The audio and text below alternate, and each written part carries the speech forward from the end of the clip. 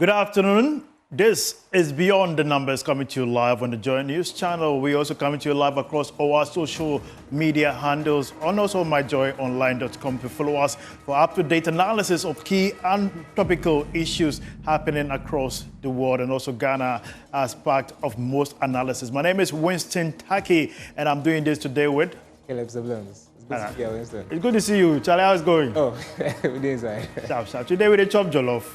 Or we cook jollof. Yeah, we cook jollof. All right, so jollof is one delicacy that all of us are kind of loving it. All over the world, we see Ghana, Nigeria jollof conversation.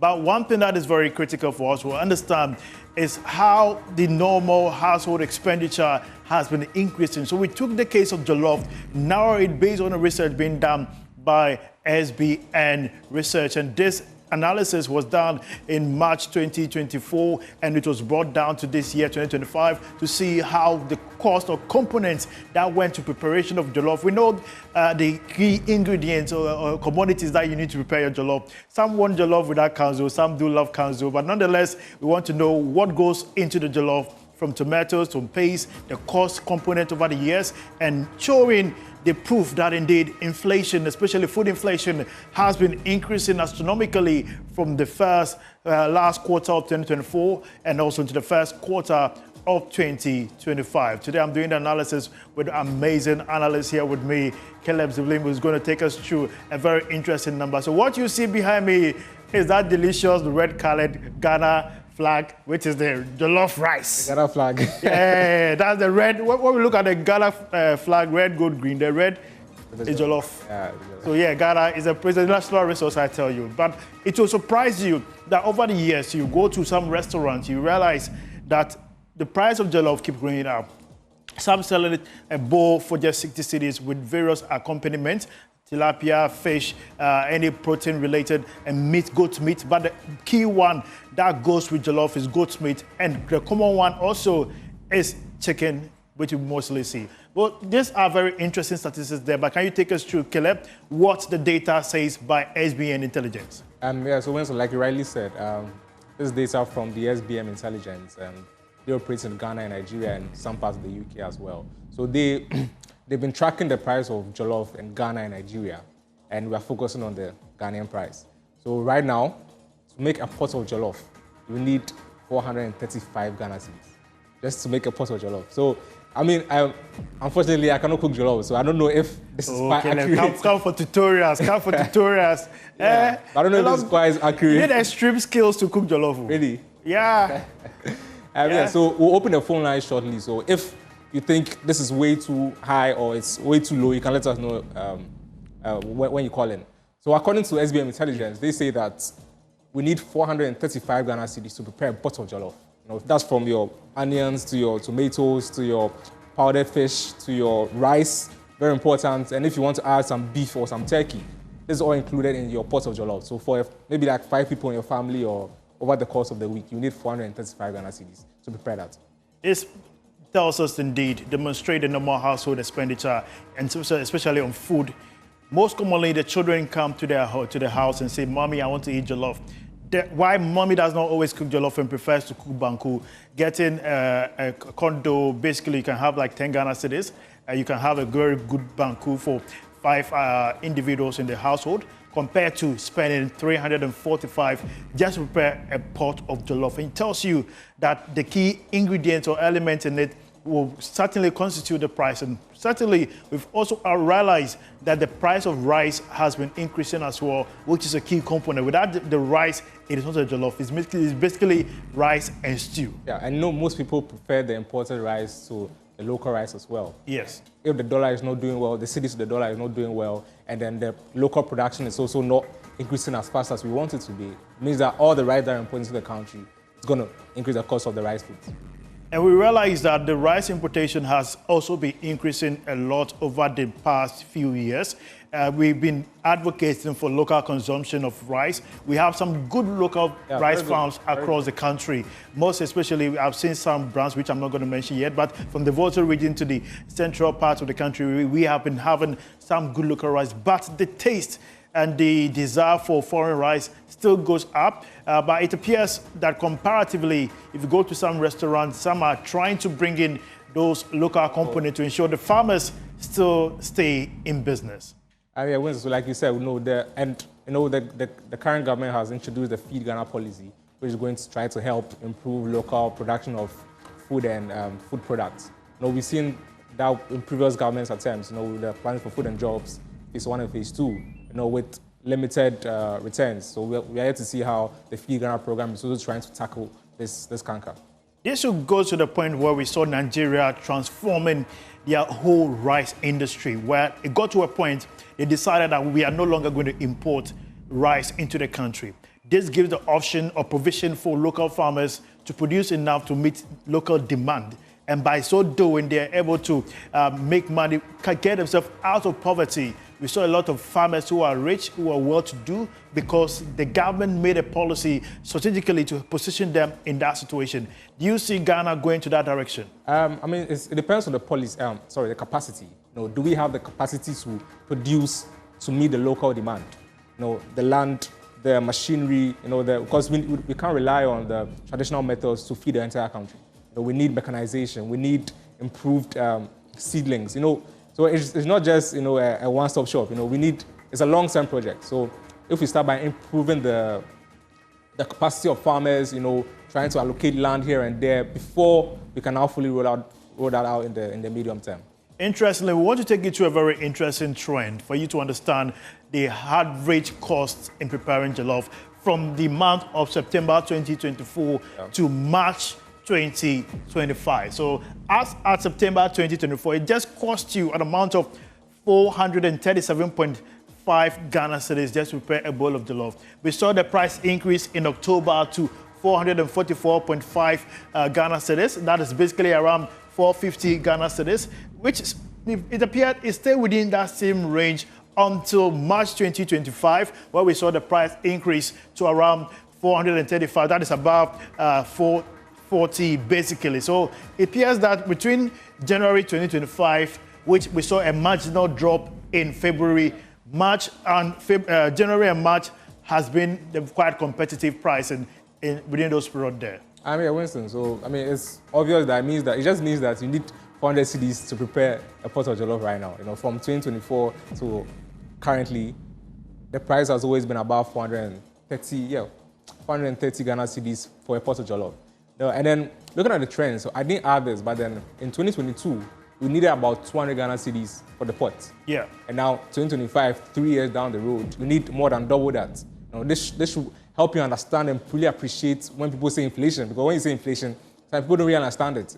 All this feeds into inflation. Increased cost of production goes down to fuel prices, goes down to increased food products on the market, and now comes down to what you're eating. It's going to be more expensive. Some will also say inflation, just as Caleb made mention, inflation affects, because of the imported inflation, most people prefer the imported rice. So when you import, when the cedi and the dollar have their own disagreement, it affects the various food you buy on the table because of the quality that some of the restaurants are also going for. They want to have the best, tastiest jollof in town. So when they go there, you see the prices ranging across every part. We've seen a lot of restaurants coming up, open up all over the country because they know the restaurant business is profitable.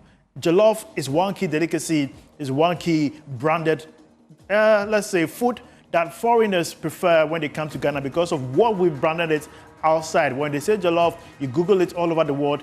Ghana jollof, Nigeria jollof consistently becomes the debate all over the world. However, what goes into it in the local market, the market women in terms of the food, onion, the fish, the goats. But interesting enough, if you look at the protein component, goat prices, let's say goat meat and cow have still remained stable over the years. But one key element that constitutes some of the increase in price is the cedi depreciation, just as I mentioned earlier, and also the fuel cost. Last year, we saw the fuel prices racing every week. We saw them going up, but it appears this few months from January to March, it's been a bit stable. Winston, so this whole year, from January to now, the global price of Brent crude or crude oil on the market has been coming down. Currently, it's about $63 per barrel from a high of $90. Sometimes it used to go higher than $100 per barrel. So this is good news. But we are not really seeing that in the Ghanaian market yet. and also cedi depreciation. You know, for the past year as well, from January to now, the cedi and the dollar has been quite stable. You know, this because, you know, Trump and his policies and uncertainty, so more investors are trying to move away from the dollar, move to gold. So you can see gold prices move up, and then the dollar is really faltering a bit. So that's why the cedi and the dollar have been matching pace now. And from the Bank of Ghana, it's around 14.2 today, but then on the market, it's about 15.5 thereabouts, which has been very stable for the whole year. So, you know, so the two main components, cedi depreciation and fuel costs, in the global markets, is stabilizing. But then in the Ghanaian markets, we're not really feeling it that much.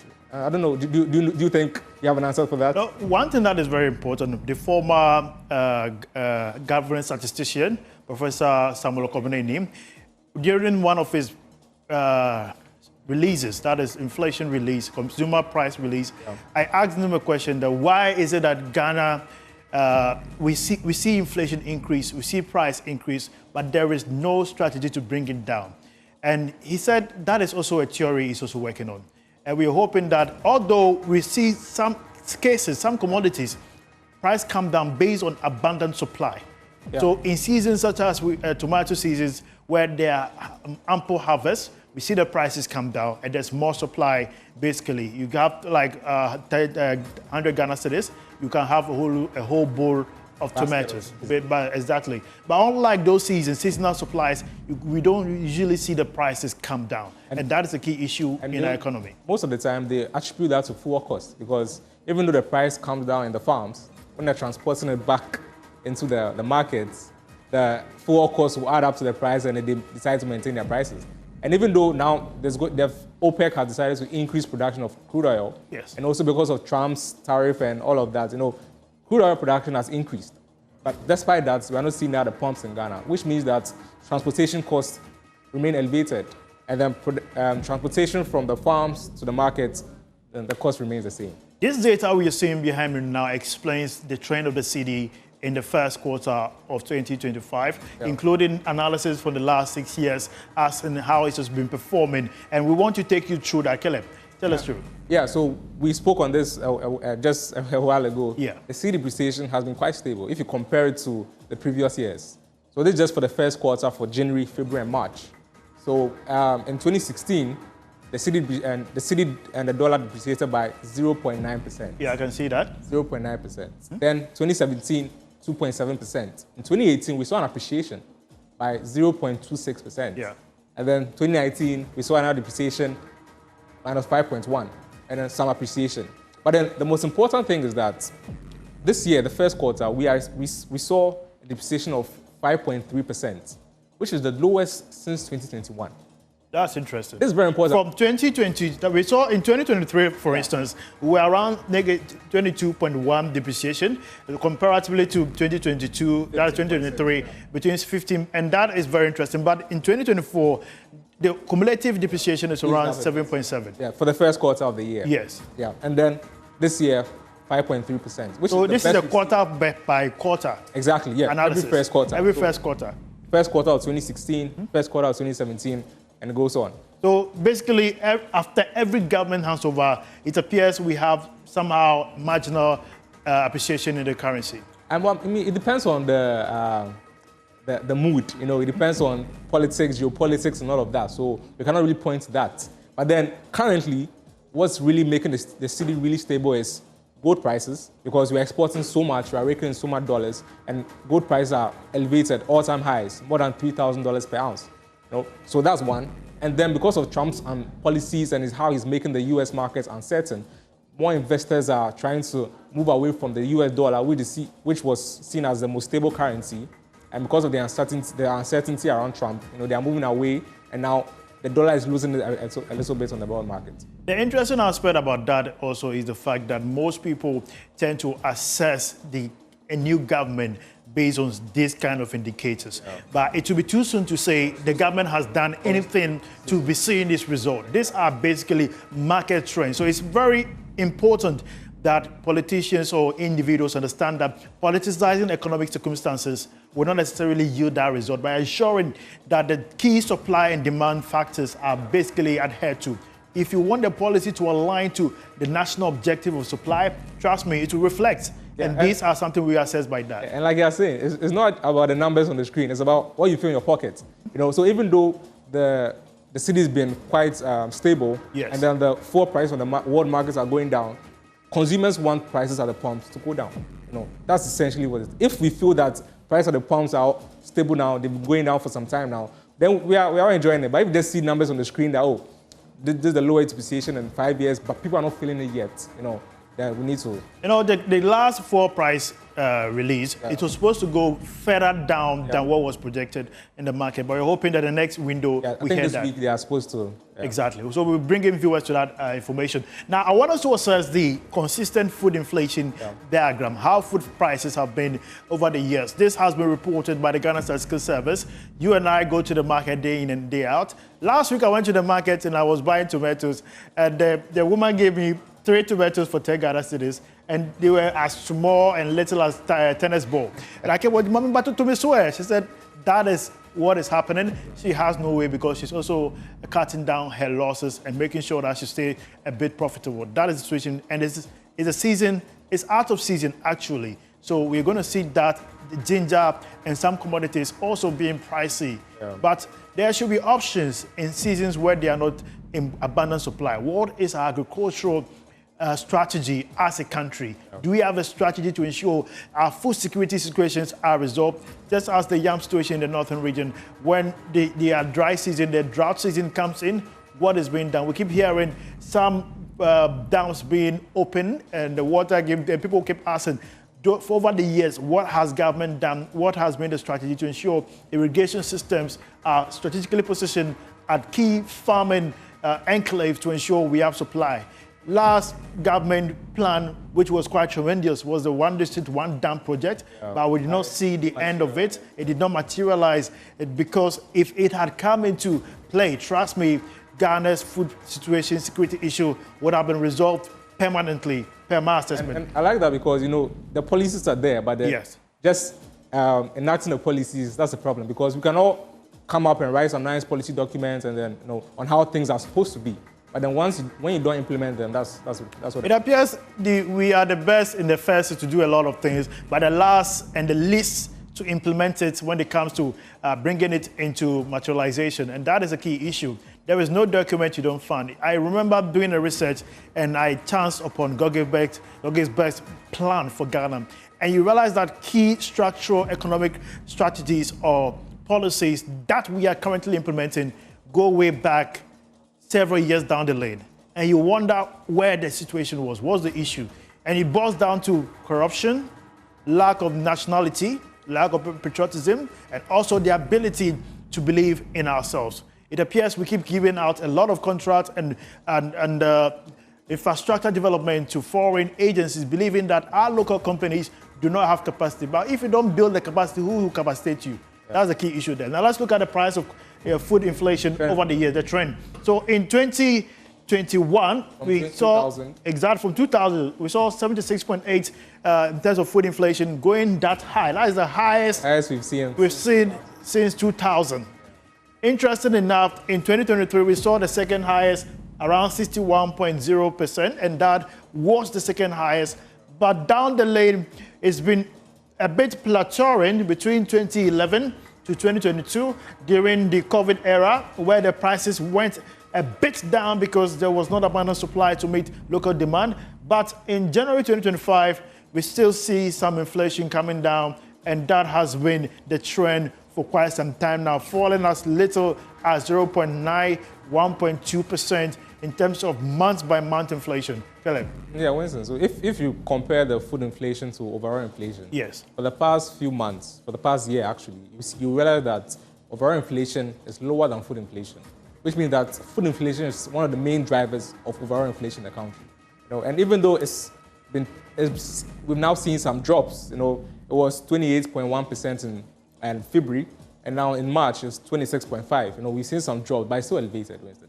It's so elevated. So hopefully the Feed Ghana policy that the new government has introduced, they say they are going to help improve production, make sure every school has a farm, so many things. So just hope that these things materialize and then the price of food products and then food production in the country would increase. We'll assess that particular policy, absolutely. We want to activate the phone line, so wherever you are, you can call into the show and let's hear how much it will cost you to prepare a bowl of jollof as the conversation is ongoing. But trust me, it depends on the quality of jollof, the standard of jollof. Some of them can use just red oil, palm nut oil to prepare jollof and call it jollof. That is not the quality of jollof we're talking about. We're talking about great jollof, and that jollof means take into cognitive fact of the fact that we are using tomatoes, we're using onions, we're using oil, sunflower oil, or any type of oil. We're using tomato paste, how much it costs, cube, now Maggi cube, various spices. The cost has increased as well. So all these elements should tell you that I'm an upcoming chef, you know, so I can tell you what goes into it. All right, so we want to look at various ingredients or commodities or items that goes into your jollof. So if you're watching us, call those numbers. Let us know how much you can do that, depending on the region you are in, and also those restaurants that are closer to you. Caleb.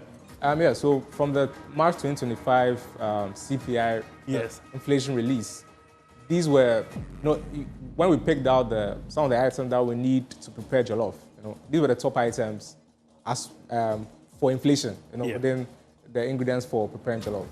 So the first one is ginger, which was the highest year-on-year inflation rate. We had 137% increment year-on-year for March 2025. Then dried pepper, vegetable oil, large onions.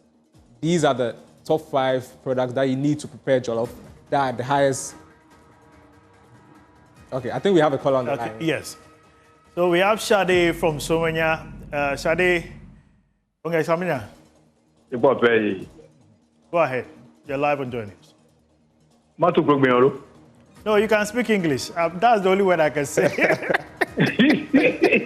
Whatever, Mami country. All right, country, Pacho. Okay. Me Pacho, Yamin Shamawai. Na Yamekan is you know what's criminal so food preparation, you know. So I'm going to say 2025 eba for me. Nyamene percent nyebe bani nyina ni say immigration farms all across the country. Yes, so I can be any part yento mean this. It's so many no there was a bi e wa nkrasan old state farm so papa it's menya bisaka mu here we yan mama me na Eastern Regional Minister no NMP no mo yan mama no mo yan immigration. Follow to reach something like a farm manager board. Okay. All right, Shade, thank you too. So what Shade is trying to say is that the Eastern region, when we have good irrigation systems there, and there's ample lands enough for to meet local demand. So if those are put in place together in collaboration with the Eastern Regional Minister and the various agencies, they can be able to supply enough to meet the national demand. We have Kwesi, who is also calling us from Cape Coast. Kwesi, you're live on Joy. Thank you very much for allowing me to speak on your network. Hello? Yeah, go ahead, please. So I just wanted to ask, how much do you need to prepare a pot of jollof? To cook nice jollof in Cape Coast will cost you around, let me see, 100 cedis. 100 cedis. That is, if you are living alone. Okay. If you are living alone, not a family of maybe 2 or 3. Okay. You alone. At least 1 cup of rice is now at least 20 cedis, 18 cedis. Then you buy onion, tomato, your pepper, your oil. At least you ask for 1 or 2 fish around, and that will cost around 100 cedis. So it's not easy. But you know, our problem is we have the arable land. What is preventing us from growing food? I remember in 2014 or 2013 thereabout, one national service, chief executive, Vincent Kwabwenu. I remember this guy took upon himself to put most of the national, about 50% of the national. Kofi, please make your response very brief so that we can have people to call in. And we produce a lot of maize. To feed the secondary schools and those things. All right. Please, we have an arable land that we can cook. Thank you, Kofi. Well noted. We appreciate your time for calling. We have Sam also calling us on the line. Sam, where are you calling from? And make your response Brief, please. Yeah, I'm calling from Greater Essex. Okay. Station Greater Essex. Okay, go ahead. In fact, it became my greatest responsibility to alert the government that the first thing you need to do is to employ machineries that are used in farming.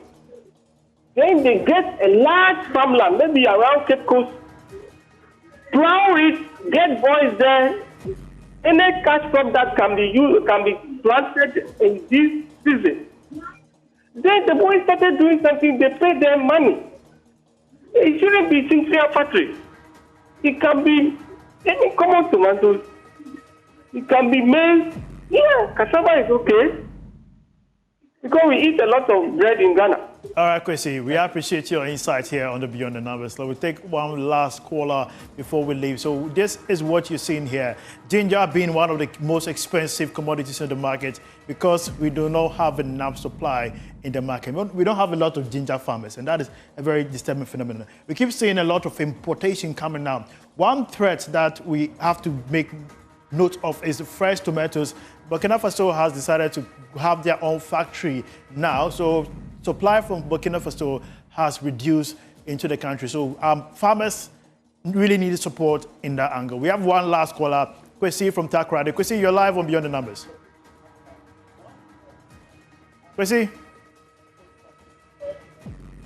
All right, we are struggling to have Kwesi back. But Kwesi, you can call back and we hear what you have to say there. So what I was saying earlier is fresh tomatoes, Burkina Faso factory, they are now adding value to their tomatoes, and therefore we'll rather be importing their finished product very soon on our market. And don't be surprised, you'll be reading French labeled tomato paste on every shelves in most parts of the country.